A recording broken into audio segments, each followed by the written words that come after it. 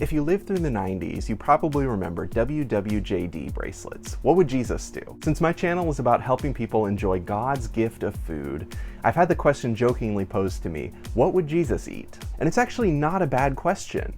For one thing, knowing what Jesus ate gives you more context to understand the Bible better. But I also think that knowing what Jesus ate isn't a bad place to start if you want to know what you should eat. And if you stick around for this video, you'll understand why. Here's the plan.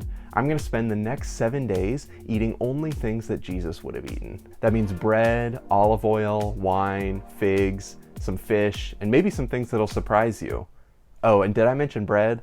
Lots of bread. Day 1 started with a breakfast of bread, olive oil, and grapes. Then for lunch, I sauteed some mushrooms and leeks and ate that with a piece of tilapia. But as I was going through my foods for the week, I ran into my first hurdle. Yeah, that date is actually kind of hard to finish. One bite was okay. I didn't really want the whole thing.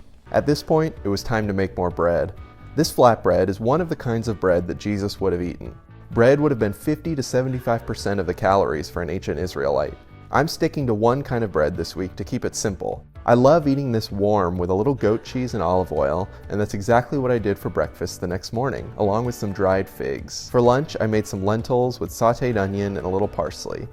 So I didn't realize I basically need to make bread every single day while I'm doing this because it's so much of my diet and I'm almost out again. So here we go.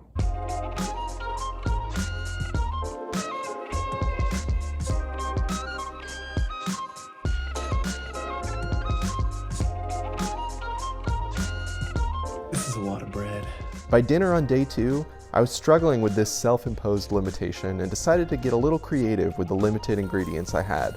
So I made a pistachio-crusted tilapia and served it on a seared leek puree. And let me tell you, it was delicious. Day 3, I tried to continue the creativity a little bit with some chickpeas, leeks, tomatoes, and goat cheese. We're about to head out. I'm snacking on some bread, and I need to add some extra calories to this. Well, it's day 4, and I'm making bread again. For breakfast, I brought out a treat that would have been an occasional part of the Israelite diet, some honeycomb, but all was not well. One of the hard things about this diet is that I'm just not staying full as long as I need to get through the day. This morning, I was supposed to run 8 miles. I ended up cutting it down to 5 because I just didn't want to burn more calories so that I'd be hungrier again. It's not time for dinner yet, so it's back to more bread and olive oil. I was going to save this for later in the week, but it's day 5 and I need some help.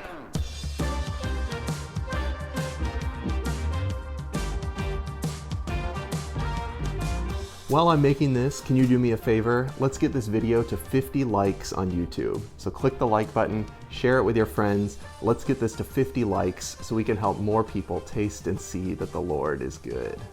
If you want to see how I cooked this lamb, check out last week's video. While that lamb was roasting, I brought out another treat.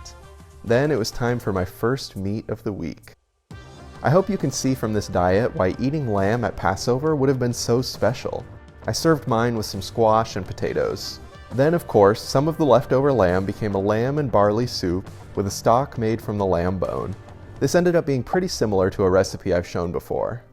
As you're seeing me go through this week, I hope you're realizing that what would Jesus eat isn't exactly the right question. Sticking strictly to the diet of a first century Israelite is not going to give you what you need nutritionally. That's why I debunked the idea of biblical diets in a recent video. But being on this diet for the last week has opened my eyes to some issues with the way I normally eat. For the first few days of this, I caught myself reflexively walking to the snack shelf to get some chips or some Oreos. In the modern world, it's really easy to eat without actually thinking about what you're eating or why. I also realized that I take for granted all the food options that I normally have. I mean, by day 2, I was turning this into some kind of chopped challenge and trying to make a gourmet meal out of the ingredients I had, instead of just eating the simple Israelite diet. So I think the better question isn't what would Jesus eat, but how would Jesus eat? Several times in the Gospels, we have a record of Jesus giving thanks before a meal, including the feeding of the 5,000 and the Last Supper. Orthodox theologian Alexander Schmemann